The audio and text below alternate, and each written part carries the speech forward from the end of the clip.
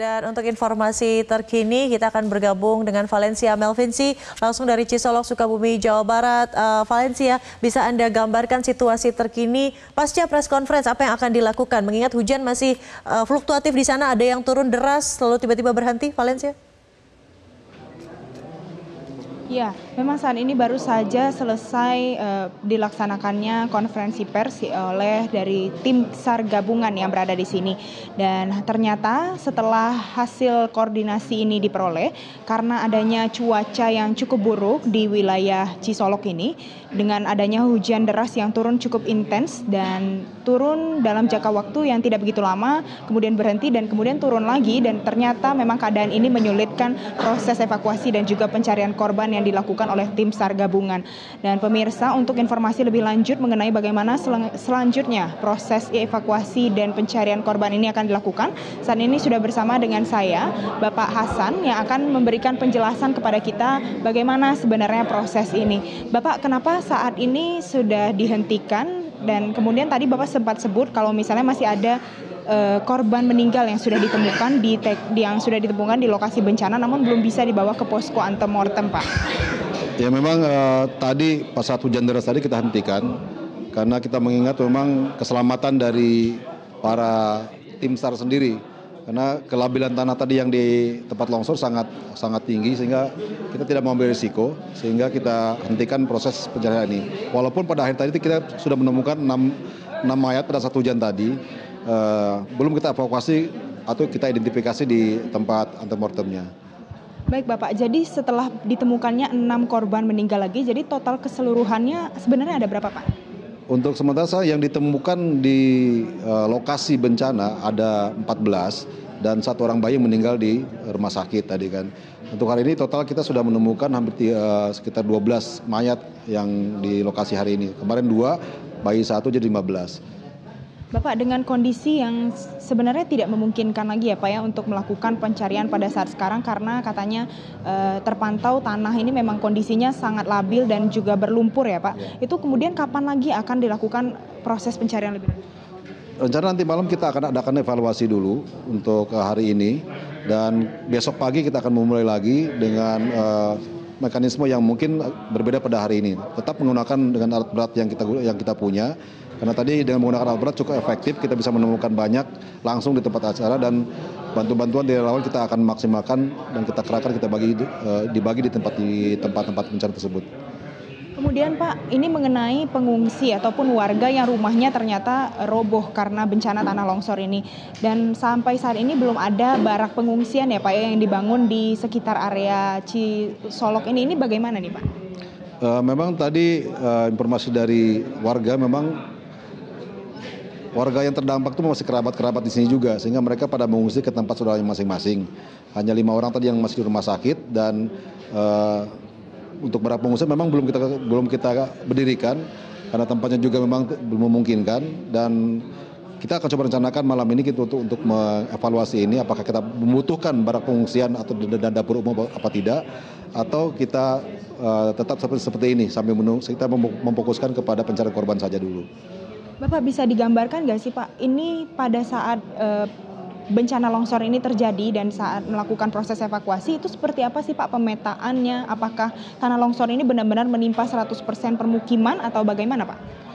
Memang seperti saya sampaikan tadi, bahwa dari hampir 10-11 hektar yang ada di daerah terdampak ini, hanya mungkin tidak sampai separuh, mungkin seperempatnya adalah memang perumahan padat, dan hanya ada 20 rumah yang berada di situ. Itu pun rumah-rumahnya kecil-kecil dan penduduknya hanya 100 orang.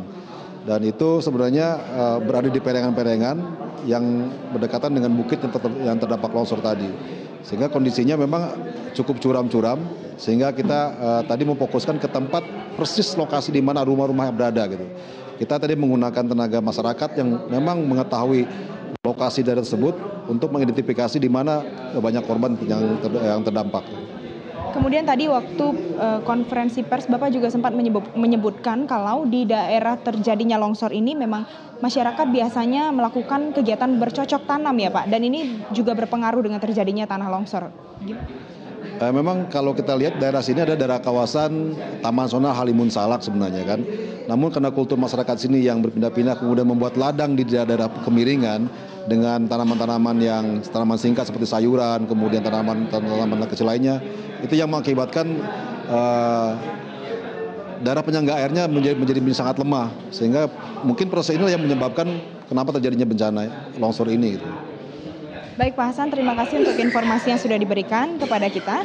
Dan Widya dan juga pemirsa, mungkin itu informasi terbaru yang dapat saya sampaikan dari posko pengaduan orang hilang dan baru saja selesai dilaksanakan konferensi pers di tempat ini. Widya.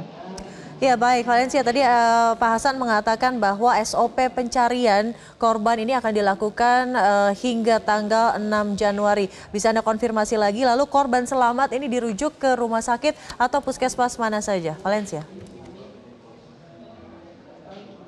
Ya Widya, memang dari pernyataan yang diperoleh dari Pak Hasan tadi, memang nantinya proses evakuasi dan juga pencarian ini akan terus dilakukan sampai tanggal 6 Januari, namun tidak menutup kemungkinan akan diperpanjang atau juga diperpendek jika tergantung dengan kondisi seperti apa kondisi yang terjadi di lapangan saat ini. Dan hal ini juga bergantung kembali kepada bagaimana kondisi cuaca yang terjadi di area Cisolok ini, apakah cukup bersahabat dengan para tim SAR gabungan sehingga mempermudah mereka untuk melakukan proses evakuasi dan juga pencarian korban. Kemudian mengenai masalah apakah korban yang selamat sudah dievakuasi kemudian dirujuk ke rumah sakit terdekat, ya benar sekali Widya, dan memang seluruh korban selamat sudah dirujuk dan dibawa oleh keluarganya masing-masing, kemudian ada yang dibawa ke puskesmas yang terdekat misalnya di Pelabuhan Ratu dan juga ada di beberapa puskesmas lainnya yang berada di Sukabumi. Namun tidak semua korban selamat kemudian dirujuk dan dibawa ke rumah sakit. Ada juga yang hanya dirawat di rumah dan mendapatkan perawatan yang memadai dari anggota keluarganya. Widya. Valencia, lalu masih adakah atau masih banyakkah jumlah orang yang berdatangan ke posko pengaduan orang hilang hingga sore hari ini? Valencia? Berbeda dengan tadi pagi, kalau tadi pagi memang cukup banyak para keluarga korban yang berdatangan ke posko pengaduan orang hilang ini, dan juga banyak keluarga korban yang masih duduk di SMP Negeri 1 untuk menunggu bagaimana kepastian mengenai kabar evakuasi dan proses pencarian ini masih dilakukan. Saat ini mungkin jumlah orangnya masih sama, hanya berkurang jumlahnya sedikit saja, namun terlihat tidak ada lagi yang berdatangan dalam jumlah yang cukup banyak. Namun jika diperhatikan juga untuk arus atau intensitas jumlah orang yang berjalan dari atas area terjadinya longsor di Cisolok ini menuju ke bawah, itu juga terlihat masih banyak kendaraan roda 2 maupun yang berjalan kaki berjalan menuju ke arah bawah untuk menuju ke arah kota. Terima kasih rekan Valencia Melvinsi, nanti kami akan kembali ke Anda.